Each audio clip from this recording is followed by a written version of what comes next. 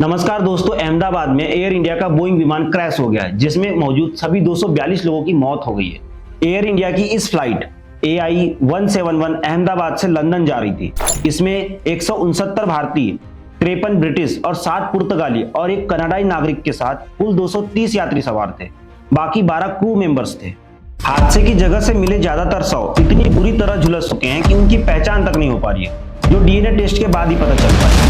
हादसे में हमारे गुजरात के पूर्व CM विजय रूपाणी जी भी मौजूद थे। एयर इंडिया की यह फ्लाइट दोपहर 1:38 पर उड़ान भरती है और महज 1:40 पर क्रैश हो जाती है। प्लेन जिस बिल्डिंग पर क्रैश हुआ वहां सिविल हॉस्पिटल के डॉक्टर्स रहते थे। इस समय यहाँ 50 से 60 डॉक्टर मौजूद थे।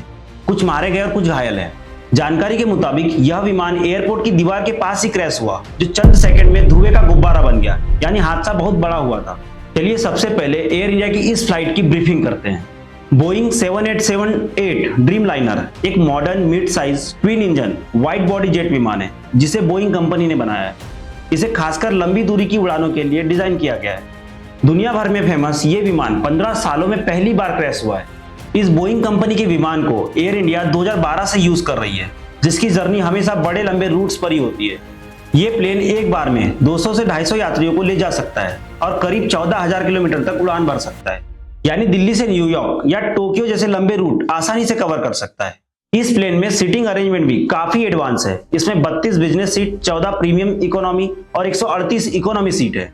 दोस्तों, इसके अलावा एंटरटेनमेंट की व्यवस्था भी काफी अच्छी है। तो फिर क्या इसमें कुछ कमी नहीं है? कुछ यात्रियों को इसकी इकोनॉमी सीट में थोड़ी तंगी सी लगती है, क्योंकि इस सीट का लेआउट 3-3-3 का है। भले यह प्लेन कभी क्रैश न हुआ हो, लेकिन कुछ विवादों में जरूर फंसा मिला है। 2013 में जापान में एयरपोर्ट पार्किंग में खड़े इस प्लेन में बैटरी में आग लगती है, तो 3 मंथ तक इसकी सारी फ्लाइट पूरी दुनिया में रुक जाती है। दोस्तों, ये एक वाइड बॉडी पैसेंजर प्लेन है, जिसमें अलग अलग हिस्से बनते हैं, जिसे बाद में एक साथ जोड़ा जाता है। जिसमें क्या हुआ कि बाद में जोड़े गए इन हिस्सों में गैप की शिकायत आई, जिसका सबसे बड़ा खतरा था कि हवा में टूट न जाए। बाद में कंपनी ने इसमें सुधार किया। वैसे इस प्लेन का साइज काफी बड़ा होता है।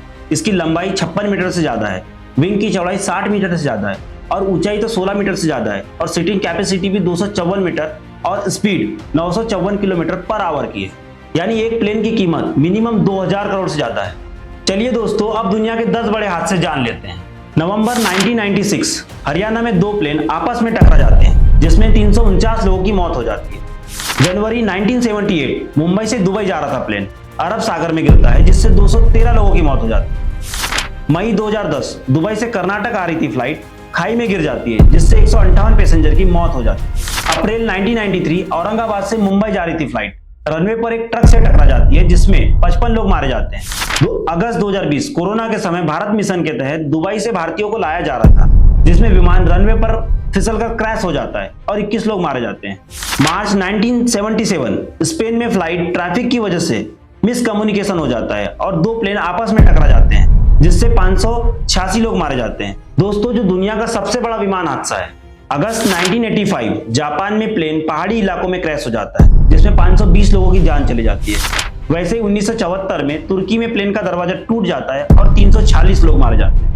रिपोर्ट्स के मुताबिक साल 2024 में 8 बड़े विमान हादसों में 402 लोगों ने जान गंवाई है, जिसमें ज्यादातर हादसे मौसम या प्लेन के इंजन में खराबी के कारण हुए हैं।